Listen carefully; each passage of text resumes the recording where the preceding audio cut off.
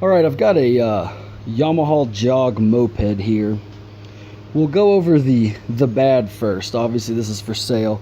So I had my younger brother totaled his car that I also got him. Just needed something to get back and forth to work. So we scooped this up and got it on the road, and it runs really well. So like I said, we'll go over the bad first, which is primarily going to be cosmetic. And if you're looking at this, you probably already noticed it's missing a lot of the plastic shrouds that would go here. The footboard had several bolts missing, but we've got this to where it's tacked down nicely now. I'm about 230 pounds, and I ride this no problem. It does have a new battery in it. Seat's got some splits in it. Does have a classic milk crate, just because you have to have that on a moped, right? Anyway, some rub marks, etc. The needle on the speedometer still works, but it's broken short, so it doesn't extend out over the numbers like it essentially would. So like I say, the main thing is the plastics, right? Tires are in good shape. There's some still pictures on the ad, of course, of the tire and the tread, and they're in good shape. The only other thing that this moped doesn't have is a relay switch that goes right here for the electric start. Of course, it also has kickstart, and I'll show you that in a second. But ultimately, this little guy right here,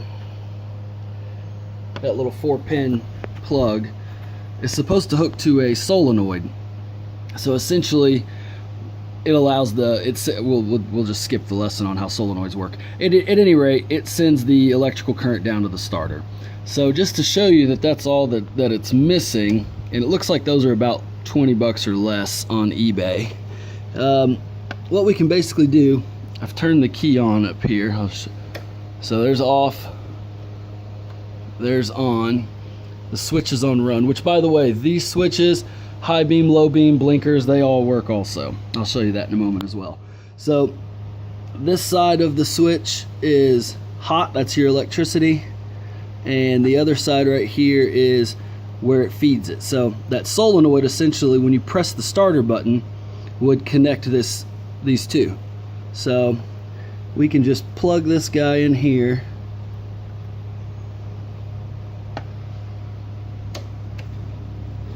It's a little more difficult with only one hand, so I apologize, guys. You get around that, fires right up. So for less than 20 bucks, you can have your push button start back.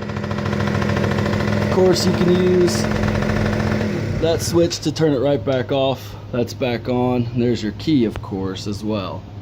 You can see that, hopefully. All right, also, and the reason we didn't get the little solenoid, obviously I've got this little air pod on here for air cleaner, just because I happen to have that.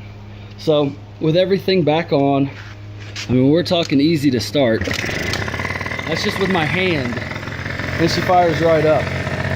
So obviously you've got a tail light.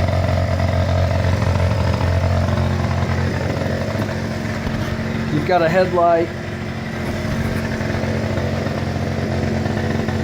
This switch was stripped out, so we just used some tape to hold it in place. But there's your turn indicator. Go ahead and go the other way. Front and back.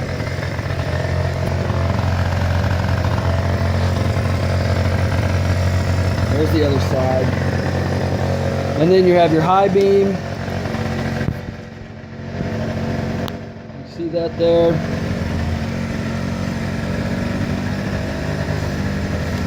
Low beam, high beam, low beam, high beam.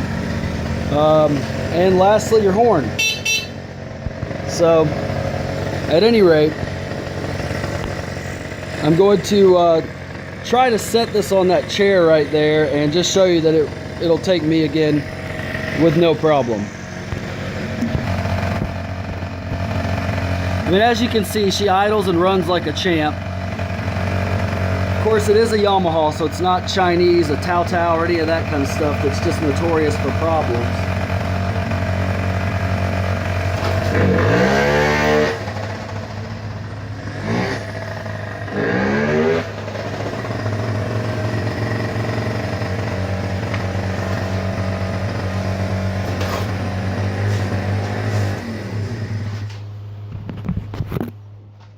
So that's it, man. It's a moped. It's 2-cycle. It's oil injected, so you don't have to do any mixing, which I guess it's not really that big a deal if you do have to, but you don't have to.